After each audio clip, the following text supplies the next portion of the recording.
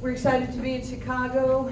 We have a lot of guys on our basketball team, born and bred here, have a lot of family playing in cities that, you know, they grew up in. It means a lot to them. And I'm happy that we were able to win this game.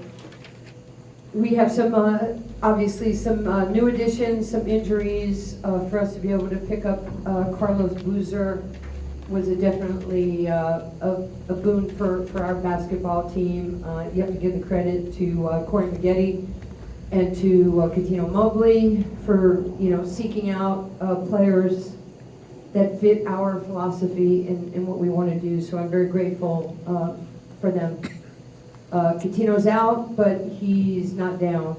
His impact on the bench, every possession is vital to us because he has such a high IQ, not to mention how he dresses, and it's killing me because I get to wear a golf shirt, he gets to look like he's GQ.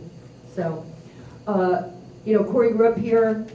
I don't know how many times, you know, Corey Maggette's going to hit a game winner or a game to, you know, seal the deal. That's why he's the MVP of this league. At home. And here's one of our three guys who are from the Chicago area, Quentin Richardson, Julian Wright, and Corey Maggette. I'm proud of our guys. It was a big win for us, and I'm going to hand it off to you guys. Shot down, pay these country boys. Nothing!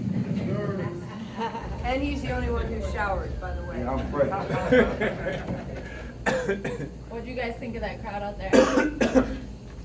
I thought it was great. I mean, you know, Ice Cube has done a great job of really providing a second opportunity to play a game of basketball for every individual out on the court. And, you know, for me and Q as well as Julian, you know, we're back home. Carlos Boozer played here. We enjoyed being back in Chicago. It was a chance to see our peers here again, our families, but more importantly, like the fans. We truly appreciate that. We truly appreciate, you know, the fans coming to watch, you know, us old guys, you know, play the game of basketball half court. For our team, it's been awesome. We have an excellent coach in Nancy Liberman.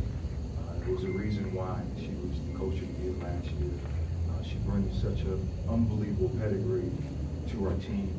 Olympian, a Hall of Famer, as well as an awesome coach. So we're truly blessed as individuals to be able to, you know, be on the same court as Nancy.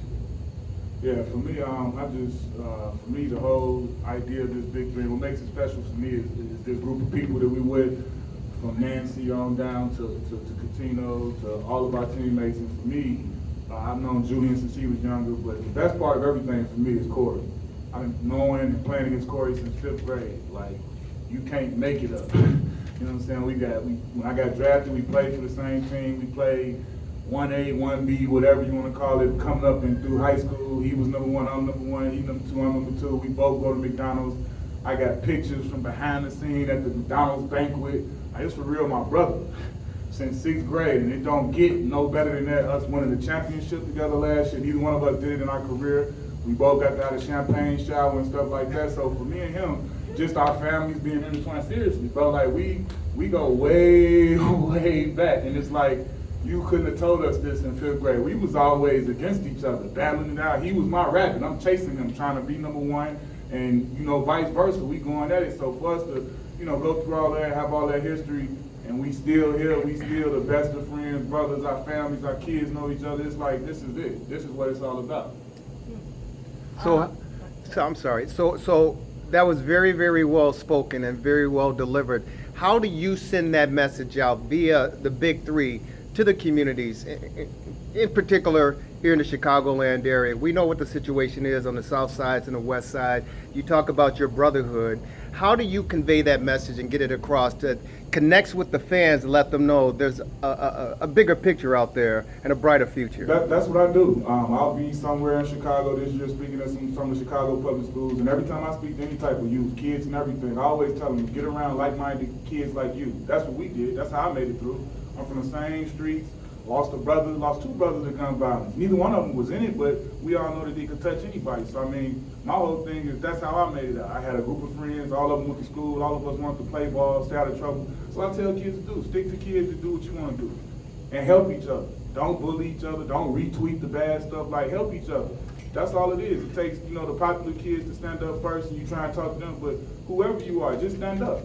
That's all I say to all the kids I talk to all the time. Kevin Moore, WVON. Let me piggyback on that. Is there any pressure from you guys when you come back to Chicago relative to the last question when it comes to the killings that are happening in those specific and pocketed areas? Is there pressure from the folks that you grew up with to say, hey, bro, how are you helping us as you continue to matriculate through your athletic process? It's never been pressure for me. I always did. That's just part of who I am. I'm from my neighborhood. My neighborhood knows me, and I'll never not be from them. Everything about me when I walk around, period. Everybody know I'm from Chicago. I preach it. I'm proud of it. I wear it like a badge of honor. I'm a Chicago public school product, went to DePaul University, and I made it out. Been all around the world because of a little orange ball. And I'm proud, and I tell people all the time, I'm from Chicago. I'm from not the best area of Chicago. It don't matter. I'm Chicago's finest. I represent that everywhere I go. Your side. AC Green, Soul 106.3, and I can attest to that because I grew up across the street from the brother at 11450 Parnell. Yes, sir. His mama was #1 in our lives. She helped us, walked us to school, daddy, top flight. I just want to say that since I'm in the room. I watched this kid grow up to be a man, a real man, father, husband, the whole 9 yards. Thank you, sir. I want to say one thing, Nancy, about you. You know, like you said, we played together ever since we were in 5th grade. And, you know, I just, like you said, you know, it's hard in Chicago. We all know this, the people that are from here. And, you know, for Orange basketball to take us out. And again, like you said, to have like-minded individuals that truly love the game of basketball and trying to push each other to get to the next level. And every step of the way, since we've been in 5th grade, he has pushed me. And it's the same, I pushed Q as well. And it's the reason why Quentin Richardson made it out. It's the reason because, like he said before, he wanted to enjoy the part of Chicago, but he knew that there was another way. And he continued to fight every single day to put himself in a position to be great, to put himself in a position to represent Chicago the right way. You know, for us coming out and being NBA players, we truly represent our families, but more importantly, we represent our city. You know, we love this city with a passion, like truly with a passion. I live in California. I've been there the last 15 years. But like you said, if you ask where I'm from Chicago. I represent my city. I love my city with a passion. I love the people here. And the only way for us to move past the violence, the gang violence, is for us to continue to empower each other to be better and to fight for each other and to notice those things and give these kids an opportunity so they can see you could be more. You could be more no matter where you're from. And I think that me and Q, as well as Julian, is from this area. You know, we're a byproduct of that. Michael Finley, Isaiah Thomas, Juwan Howard. You know, it's not just me and Quentin Richardson. There's all those other guys that paved the way. Terry Cummings, that paved the way. Tim Hardaway, to show everyone that you can get out of the city. You know, I'd like to just say something about these guys before Carlos talks. One of the things about being in the NBA is they're all aware that they have a very important platform, and they're all role models, and they know that, even if sometimes we kind of poo-poo it like we're not. The men that you see in front of you today, including Cuttino, who's from the Philadelphia area, I'm a product of New York City, you know, we're all inner city kids who were able to use basketball to change our lives. What I know about the guys that are sitting to the left and to the right of me is they deeply care about their families. They're amazing fathers.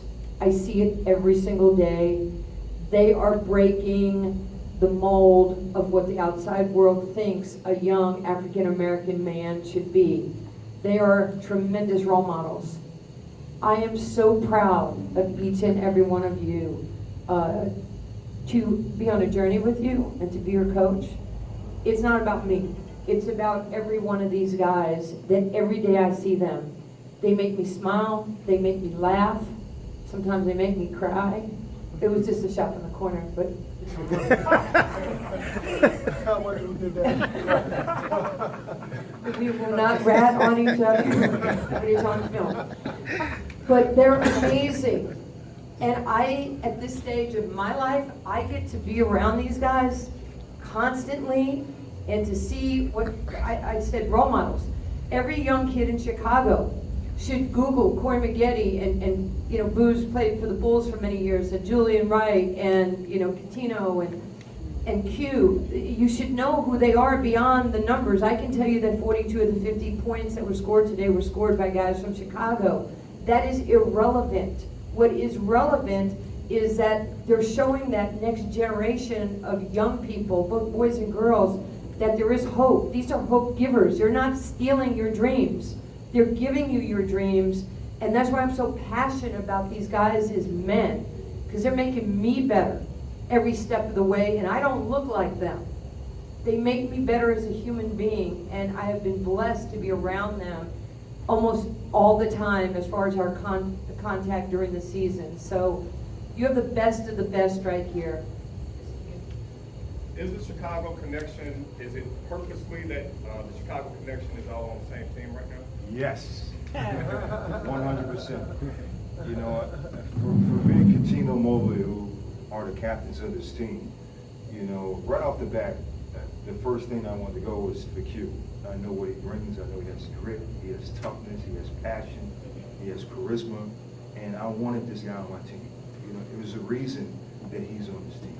It's the reason that Cuttino Mobley is on this team, another guy that I played with in the NBA, who has passion, who has a championship mindset every single time. It's the reason why we picked Birdman. Birdman has championship experience with Miami Heat. Another one of the top players of all time, LeBron James, played with him. Another player in Glenn Big Baby Davis, who was a former champion with the Boston Celtics with Kevin Garnett, Paul Pierce, and Ray Allen. It's the reason why we picked up these guys. Bringing in Carlos Boozer. Boozer, a former All-Star in the NBA, a former Olympian in the NBA. This is a 20-team scorer in the NBA. It's the reason why. Julian Wright, a guy that we actually had the same agent, you know, at Rob Pelinka early on. I knew exactly that Julian would bring energy to this team. I knew that he would be able to be in attack mode, to guard multiple positions. It is a reason why. To bring in Michael Thompson. Michael Thompson hasn't really got an opportunity, but he's competitive. He wants to win.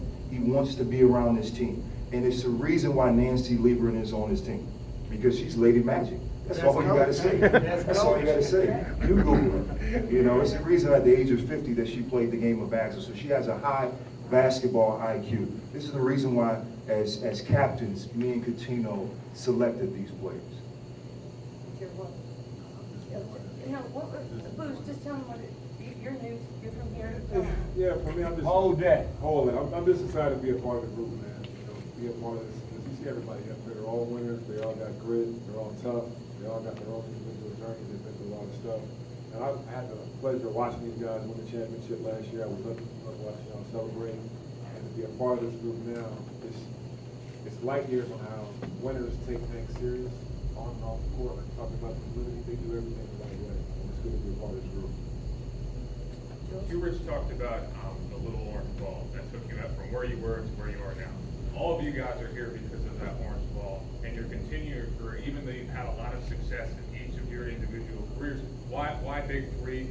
Why are you guys so committed to each other and to this? I mean, you can tell the family aspect. All 6 of you are sitting at a small podium table right now. Why have you guys connected so greatly the way that you guys have? I think it just goes back to what Corey said. I mean, as far as like,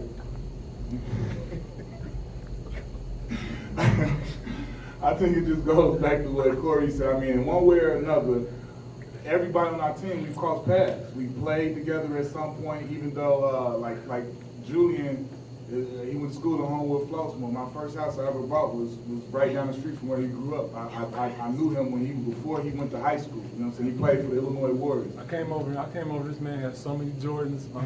I was one size bigger than him, so I was like, dang. Like, you know what I'm saying? Like, so it's like all of us, we have this common, like Corey and Cuttino literally played together. Cuttino was my nemesis when I first came in the league. He made me a better post player because the way he used to fucking strip me every time I posted him up. I went home and had to go to Tim Grover and work on him guarding me the whole time. So in one way or another, all of us, you know, Corey and Carlos got the Duke thing going and all of that. Like, we all cross paths and we all know each other on a certain level, and we all the same, like we said, like-minded people. The way Boo said, we all take everything serious. It starts at the top with Coach, and he knows, he's been on a different team in this league, and he's seen how different teams go about things. We are the standard. And I ain't ashamed to say it because our coach made it that way. That's why we win. That's why people try and replicate what we doing. And that's why they want to do what we doing, because Coach came in and she set the standard for us and we followed. I think another thing too is we care about each other, we respect each other. And, we're all fathers, we're all brothers, right? And yes, the Orange Ball brought us together, but it's just like anything, right? We were all reporters or whatever it was, we're all football players, whatever it is you are, our common denominator is our heart, right? Like we all love our kids, we all love our family, we all want to be the best men possible. And, I enjoy all my guys, right? And, I wouldn't want to be on any other team because we had this jail for years. It's been like this for years. Corey and Q's been close. Boozer and I, Corey and Julie, all of us has been close. But it's just now that we're together on one team, it just makes that much more powerful, the synergy that just flows through us. And that's because of Ice Cube. Because if he doesn't create this league for all of us, we don't have these moments. Because I was never their teammate, but I was a fan of watching them my entire career. And to think that I'm coaching Corey Maggette or Cuttino or Q or Booze or Jules or Baby, that is a blessing. It is a blessing that he has changed the culture, that he's allowing us at this stage of our careers to have our children watch what we do. Because most of them, when they started playing, their kids weren't even born yet. We want their wives here. We want their children here. We want, Jules has like 14 children. And not enough car seats. He has to be He just has 3. Yeah. He just has 3, My but it math seems like is it's a lot. bad. It seems like it's a lot. It is, I gotta keep up with them. It's a car We always seat. got 15 bags. I wanted to say something out here. I try to make sure I respect everybody. I'm the youngest of the bunch, so I just wanted to just take time and observe everything. It's been a blessing to be on this team. Also, I was a replacement basically. I went to the combine, and Corey, they were the defending champs. So they already had the same squad. So I think I did well at the combine getting drafted. But that same combine, he said, "Welcome to the Big 3." I said, "I'm not sure yet. I gotta wait." And so I'm just thankful that Corey and everybody thought that I could really bring something. I mean, what is this, 5 games in? I just feel like I was already drafted by you all. So it's just great to come here in Chicago and represent, and of course try to get the win. It's business first. So that's just my little statement. I don't need no questions from you. I just want to make my little Can I ask you statement. this? So there are talks about guys being drafted back to the NBA from the Big 3. And your name, I continuously hear in circles. Yeah. No. Is there any truth to that? I started the rumor. No, those days are over. I have one will that's right near is out there, but there are other players in the Big 3. Amari Stoudemire is another guy that deserves it. Will Bynum is a fellow Chicagoan that deserves to be here. Joe Johnson, of course, ISO Joe. Josh Smith is another player that deserves to be back in the NBA. Frank Nitti, who's a young player, one of the most talented players in California. If you don't know about the Drew League, you know about Frank Nitti. Freddie Sessions deserves. C.J. Watson deserves an opportunity. David Hawkins deserves an opportunity. Who else? Steven Jackson. Steven Jackson is a guy that really got hurt in the NBA.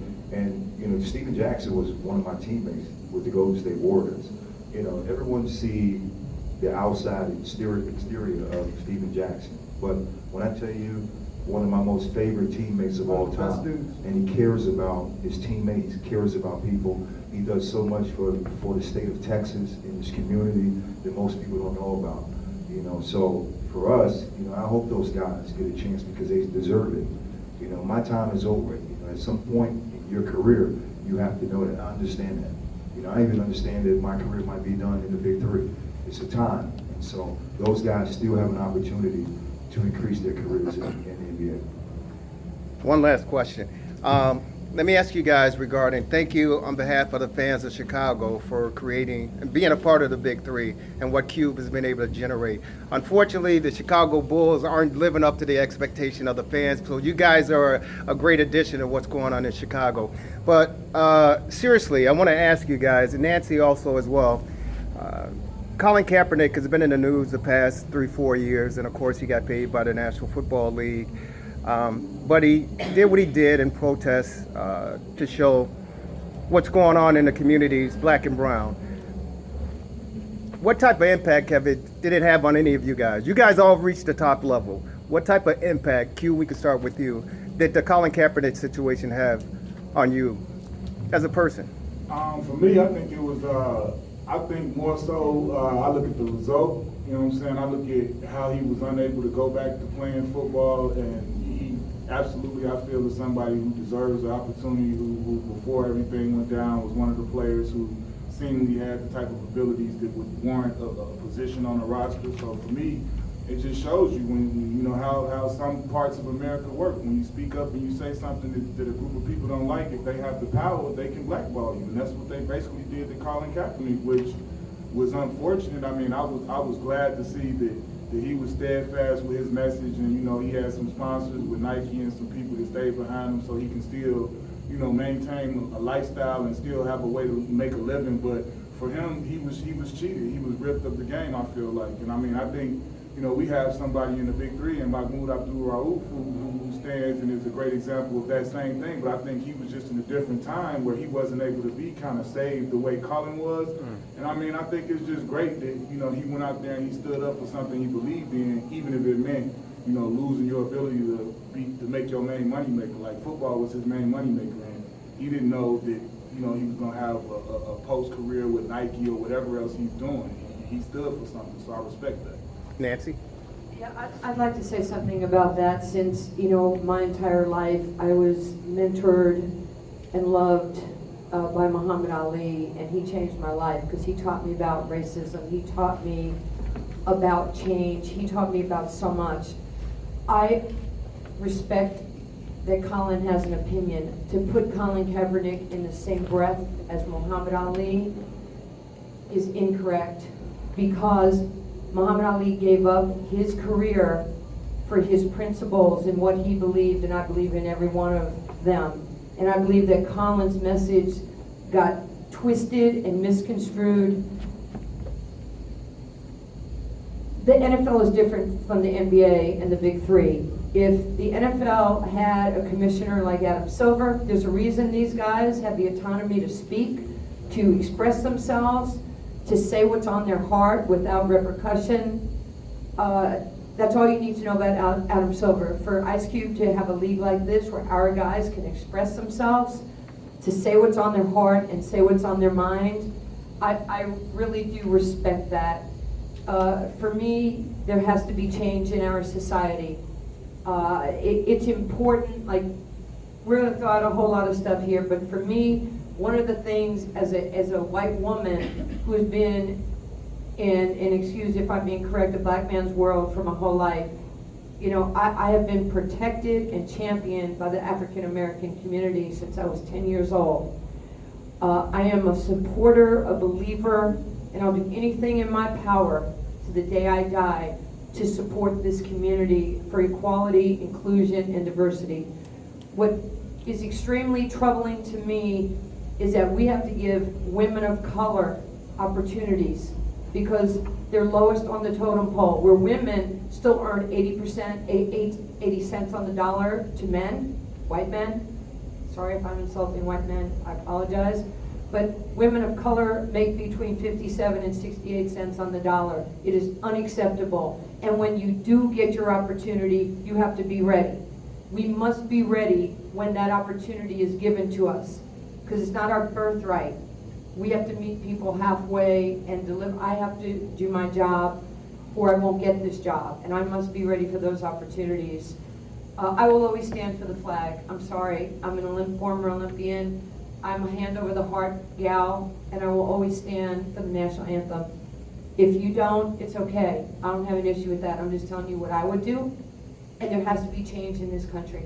There has to be, if everybody could see us right here in this press room or in that crowd, there's white people, there's black people, there's Asian people, there's Muslim people, there's Hispanics.